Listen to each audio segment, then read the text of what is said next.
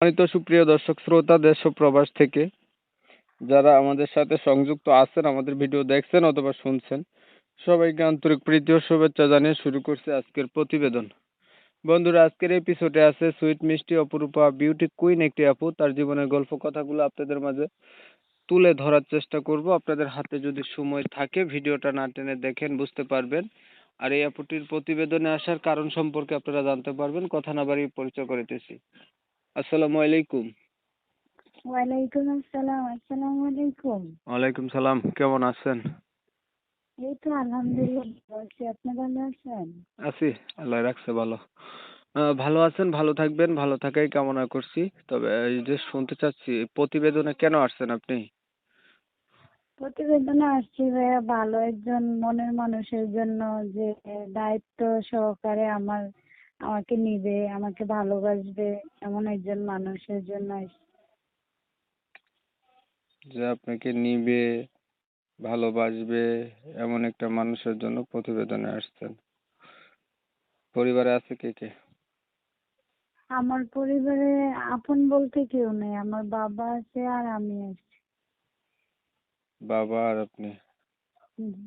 আপনার মা কোথায় গেছে? আমার আম্মা মারা গেছে। ভাই বোন নাই আপনার? না, আমার ভাই বোন নাই।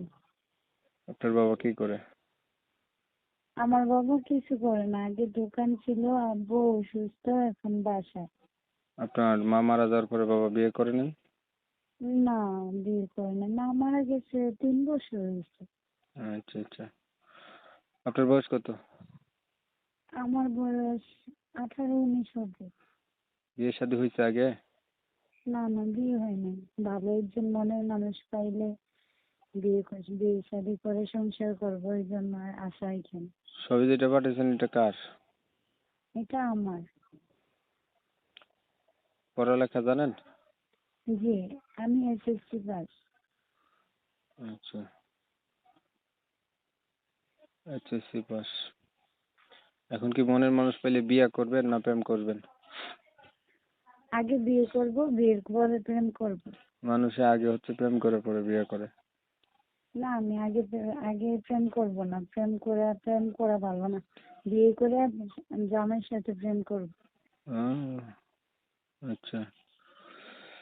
তো ধরেন জামাই একটা পাইলেন, বয়স বেশি বা আগে বিয়ে করছে এমন লোক আপনার সাথে পছন্দ করলো বা বিয়ে করতে চাইলো, বা বিয়ে করছে বউ নাই, বউ মারা গেছে, বিয়ে করবেন নি এমন মানুষ পাইলে? হ্যাঁ, আমি বিয়ে করব। এমন মানুষ হলে আমার তো আরো ভালো। হুম। এমন মানুষ হলে তো আমার আরো ভালো, যে আমার বাবা অসুস্থ, আমাকে বট গাছের মতো ছায়া দিয়ে রাখবো। আগে প্রতিবেদন কয়বার করছিলেন? না, আমি আর কখনো করি নাই। আপনার কথা আরেকজনের কাছ থেকে শুনছি, তাই আপনার মাধ্যমে আরেকজনের বিয়ে হয়েছে, এই জন্য আপনার সাথে যোগাযোগ করছি আর কি। ঠিক আছে, ভালো থাকবেন। প্রিয় দর্শক শ্রোতা, এই যে শুনছিলেন, কথা বলছিলাম, এই যে আপুটি কোনো একজনের মাধ্যমের কাছ থেকে শুনছিল যে প্রতিবেদন করলে নাকি বিয়ে হয়, এর জন্য উনি বিয়ের জন্য প্রতিবেদনে আসছে। বলে রাখা ভালো, আপুটি কিন্তু চমৎকার সুন্দরী, তবে ওনার ফ্যামিলিতে ভাই বোন কেউ নাই, শুধুমাত্র অসুস্থ বাবা আছে, মা নাই। SSC পাস আছে।